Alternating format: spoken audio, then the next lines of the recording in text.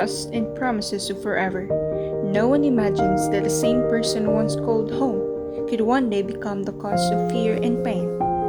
Yet behind some closed doors, silent suffering continues to grow, reminding us why laws exist to protect those whose voices are weakened by violence.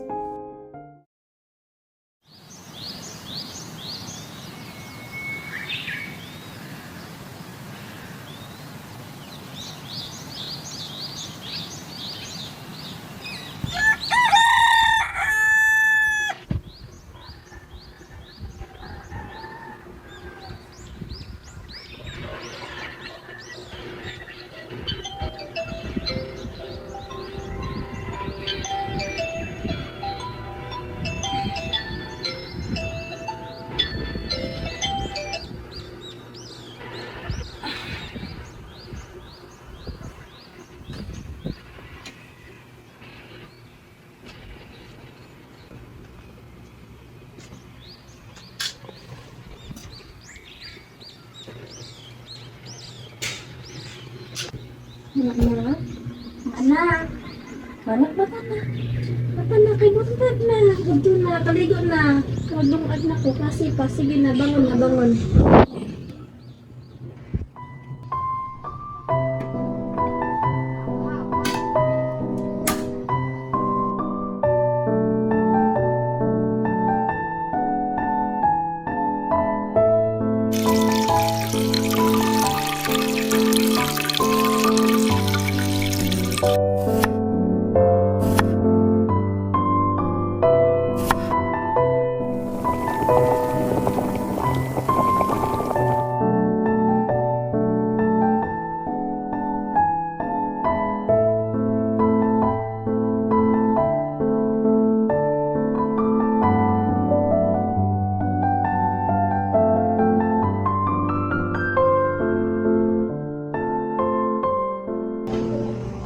Mga anak, halin na mo kay mga una. Maliit mo sa school.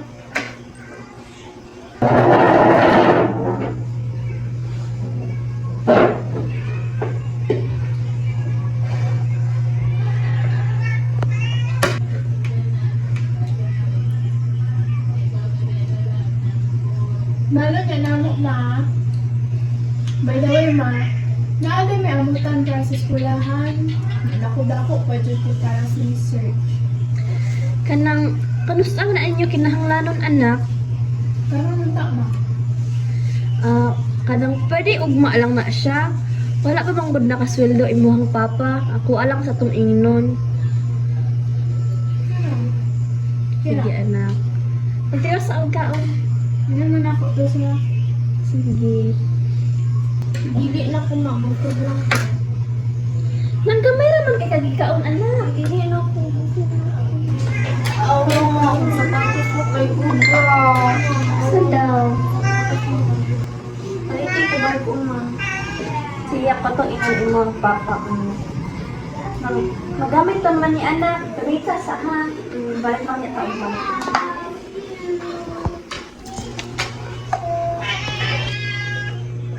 Ano, ate? Late po.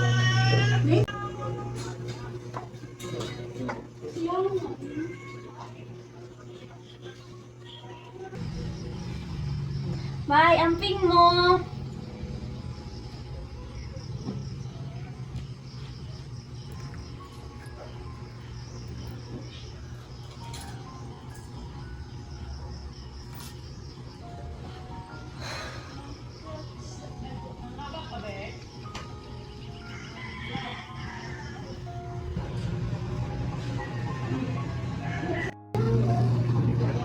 Naman. Love ka lang, pwede ko maayo ang budget. Dito ko na kong kwarta kay ang mga bata dahil tigbayan mo sa school. Unya si Inday, hindi ka sabihin pag sapatos na lupa mang good. Unya, hindi sila ko pag-grocery unya. Wala tayo pagkaon din sa balay. Good! Sige na ba pangayo? Asap dito sa pag nag-iadlaw? Mahal naman kayo palidito ko, love. Sige lang ka pangayo, oy. Di mo ka kabalong budget? Mahal lagi, unya. Si Sofia, niya og bagong sapatos. Nabuyo, gira, oy. Imay, kay katrabaho? Sige, magtrabaho diri may magkadira. Diri kas balay, yahay kay ka. Sa trabaho mo? Ni anak na mo nga magtrabaho na ko, di ba? Pero di na kasi pa kayo mo kwarta. Kuyoy, hilom. Unsa na may mas mga tao dira? Manarbaho ka. Wa koy ayon magkabana? Kay gipatrabaho ta ka. Mao gani, mangayo ko og budget. Sige, tara. Manandun. Wala ka kwartawan. Kanara mangayo na karon. Sunod na ang uban. Sige, ugma na lang ko mangayo. Since sweldo ko di mo ugma. Sig pangayo eh.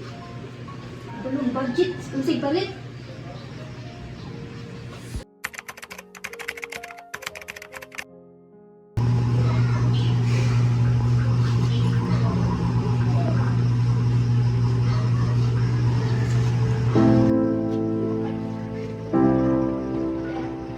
Hindi mo ako pinabuhi na akong ipanganduin.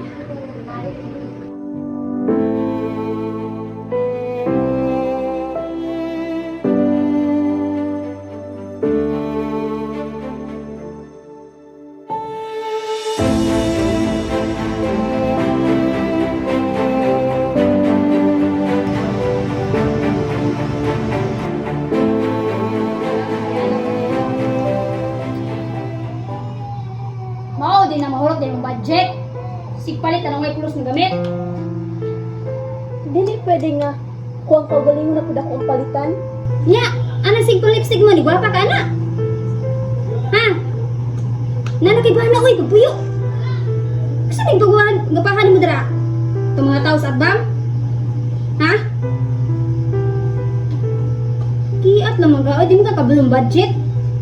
Ako, nanarbaho ko. Para may konsumo diri, dili kay pwede anong lipstick. So parang gamit dira, o ka na puting na, o makao na. Ha? Ikaw, di ka kabalong budget. Si Pachupay, tanong wali pulos. Santong ka, oy, pagkatuon, kaulaw, oy.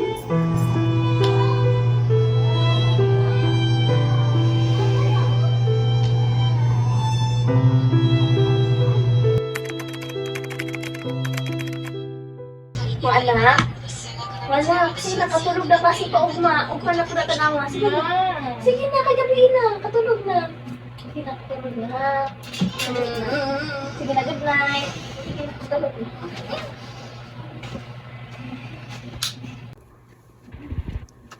Nakakasay dati. Pwede ko mo patulog eh. Okay, nakalitan ko.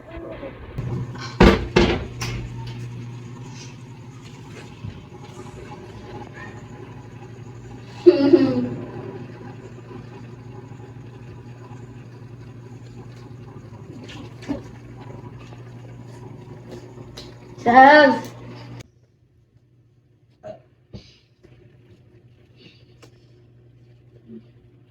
May ganun, hipos na kada.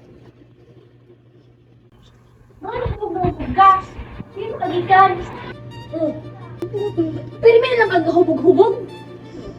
Asa yung kwarta? Saan ba? Grabe! Asa yung kwarta? Ay, nagrabe!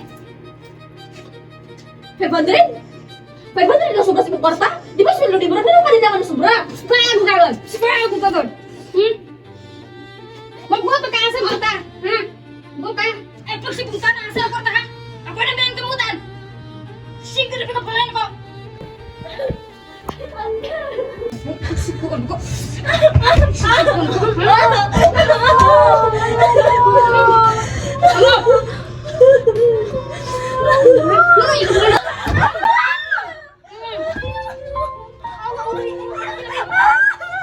Away din ako ha! Mag-asawa na! Pila dire!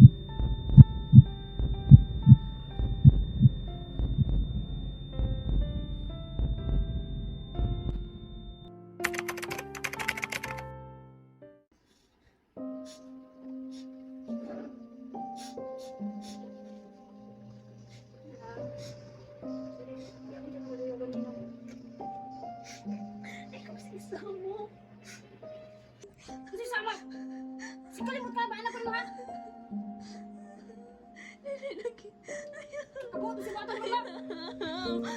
Dili ko. Lagi Marco, dili ko. Paano ko luha? Eh, kung paliwanag!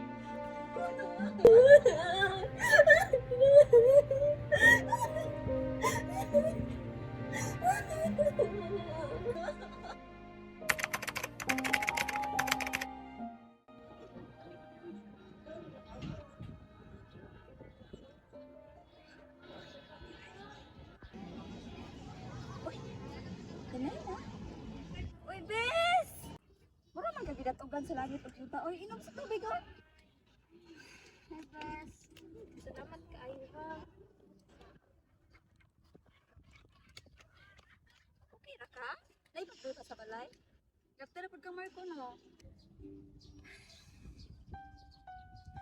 Wala ko kabalo, bes. Uy, pwede na lang kung nasakitan. Si Marco manggod. Pwede ko niyang i-control. Sa kwarta. Sa akong buhaton. Sa mataot ako karon. Pero naunsa ko. Narasper may balay. Walay ng kwarta. Walay income. Niya, pag bangay ko niyang kwarta, di siya mukhatay kaya nasuko. Unya, pagagabi kitapatan na pod ko niya. Unya, bugusad ko nga pag makipaghilawas sa iyaha. Mauni? Walay batasan lakiha oy. Dugog kay sa barangay. Nabutan ko no. Like, ha? Sure oy, buutan? Luoy kay mga bata, bes. Mas luoy ka dahil. Ayaw ng mga bata. Ikaw ang mas luoy. Mabitihan ni problema sa minyo, bes. Pabinawa ko, Elena. Kanang gipangbuhat ni Marco. Di naman na problema sa mag-asawa oy. Bawsi naman na. Dahil mga balaod, Elena. Dahil protective order. Mga protected mo sa mga bata. Run away, girl. Dihay na si Marco oy. Di na mo deserve. Di na mo deserve di nga ng mga laki. Mahadlok lang gud ko day. Kay what if dili mo to ang mga tao? Knowing nga tanaw sa ubang tao nga puutan kay Wakibana. Pero sayop sila. Sayop ilang pagtanaw sa Wakibana. Ganahan ko mo trabaho pero dili siya masugot. Daghan kay kog pangandoy day. Pero dili matuman. Kay dili siya masugot. Bes dili ko ganahan ani. Ganahan ko nga makawala ani nga sitwasyon.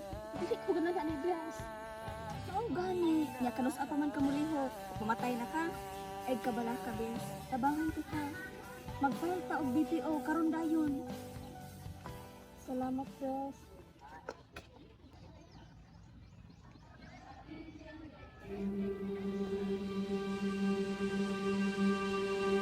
Oras ng sambahin ang ngalan mo para mabuhay habang buhay sa puso't isipan mo. Sino pa ako para mapansin mo?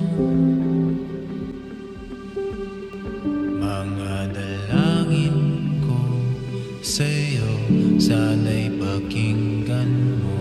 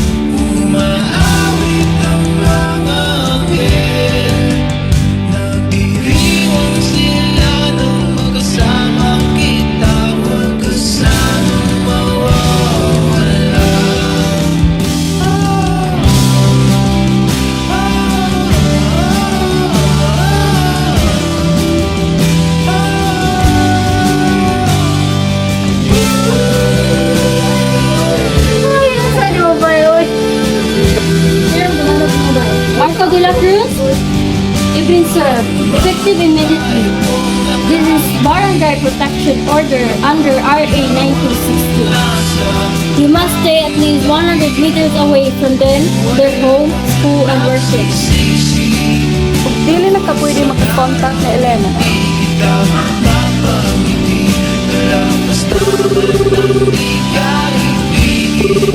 Pwede na! Patawag mo ka! Pwede na sa inyo! Ay! Dahil mo ka! Ha? Tulong ka! Pagkakataw!